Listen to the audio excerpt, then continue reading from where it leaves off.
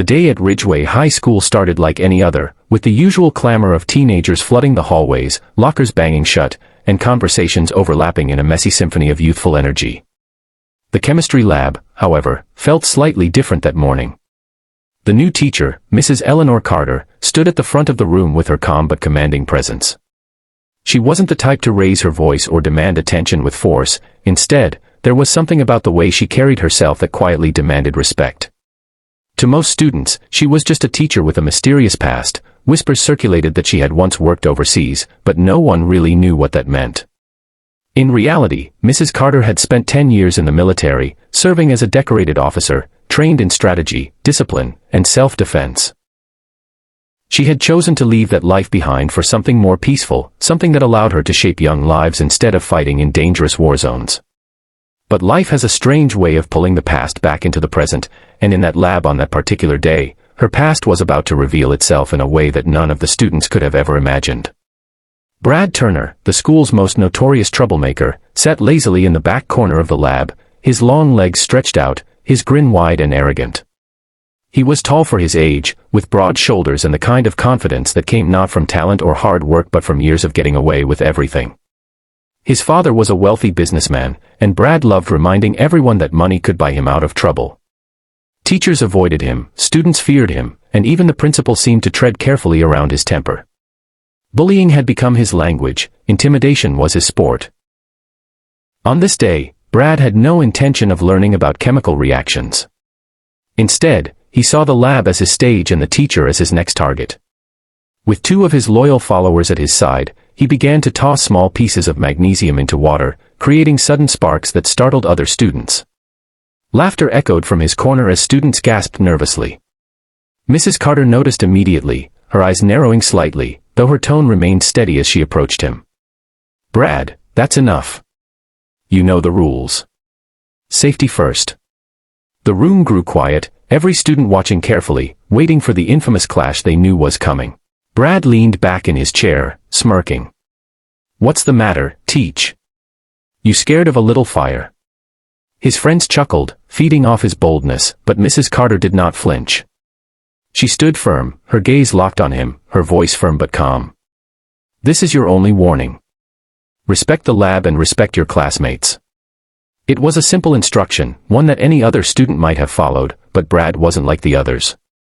To him, authority was a challenge, and Mrs. Carter's refusal to back down struck directly at his ego. His face darkened, his grin fading into something more dangerous. Without warning, he pushed his chair back and closed the distance between them.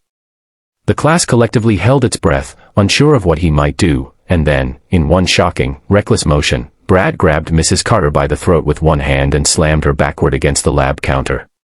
Gasps filled the room as students froze in disbelief, unable to comprehend what they were seeing. Brad's voice, dripping with arrogance, cut through the silence. "What are you gonna do now, huh? You think you can boss me around?" For a moment, it looked as though he had won, his dominance secured. But in that split second, something in Mrs. Carter's eyes changed. The quiet teacher who had been content to let her military past remain a secret was gone. In her place stood the soldier she once had to be, the woman who had survived battles most people couldn't even imagine. Her instincts took over before her students even had time to blink. With precise, practiced movement, she shifted her body, breaking free of his grip with a move so fluid it seemed effortless. She twisted his arm behind his back, forcing his body downward, and within seconds, Brad's face was pressed against the cold tile floor, his arm wrenched painfully at an angle he could not fight. His scream of shock filled the room, his arrogance replaced with raw fear. "Mrs. Carter's voice, sharp and commanding, filled the silence. "Never touch me again." The authority in her words was so powerful that every student in the room shivered. She had not struck him. She had not gone beyond restraint. But she had made it abundantly clear that she was not someone to be intimidated. When she finally released him, Brad scrambled away, humiliated, his eyes wide with shock as the class stared in stunned silence. Mrs. Carter scanned the room, her expression unreadable. Class dismissed. Now. The students hurried out, whispering to each other, their faces pale with a mixture of fear and awe. Brad remained behind, broken not by physical pain but by the shattering of his pride. In all his years of bullying, no one had ever stood up to him like that.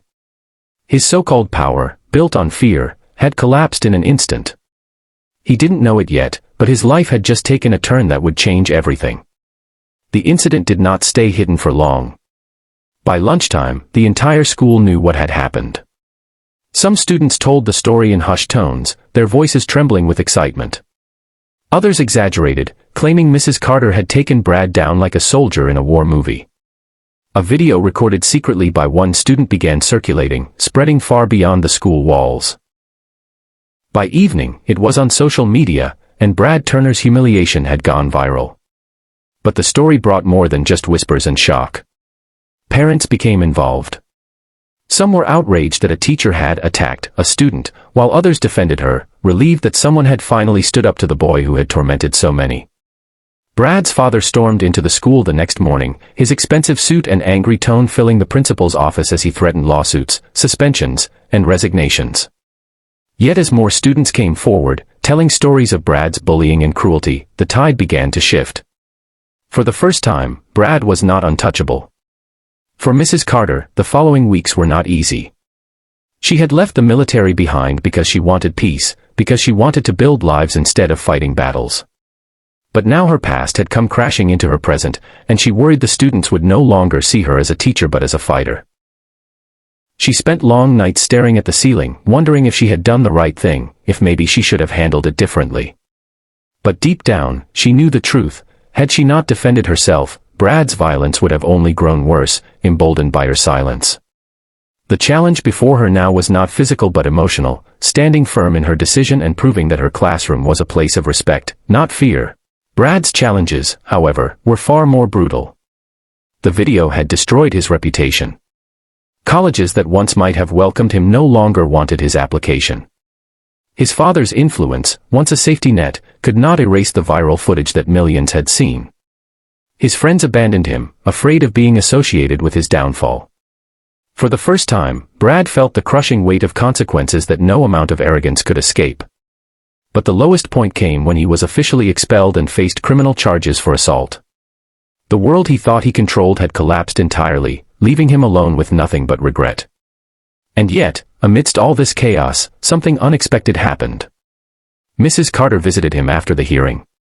Brad expected fury, maybe even mockery, but instead, she stood in front of him with calm, steady eyes.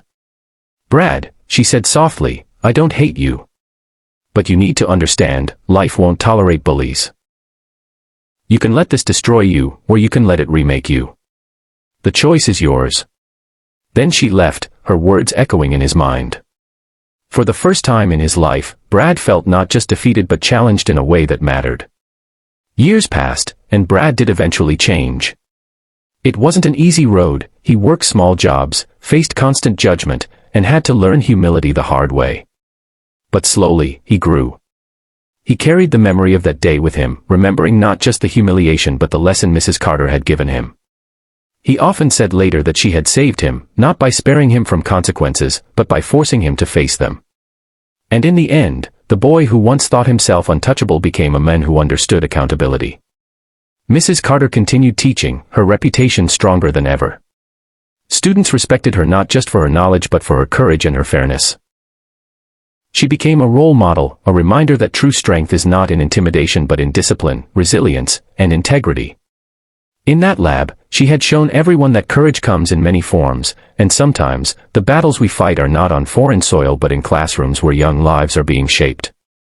Her story lived on in whispers, in admiration, and in the changed lives of those who witnessed it. And that's how one teacher's military past didn't just protect her in a moment of danger, but ended up shaping a bully's entire future. What do you think? Did Brad deserve the chance to change, or should his punishment have been harsher? Share your thoughts in the comments, because your voice matters here. If this story inspired you, don't forget to like this video, subscribe, and hit the bell icon so you never miss another emotional, powerful story like this. This is Be Kind Always, reminding you that kindness is strength, and courage will always win over fear.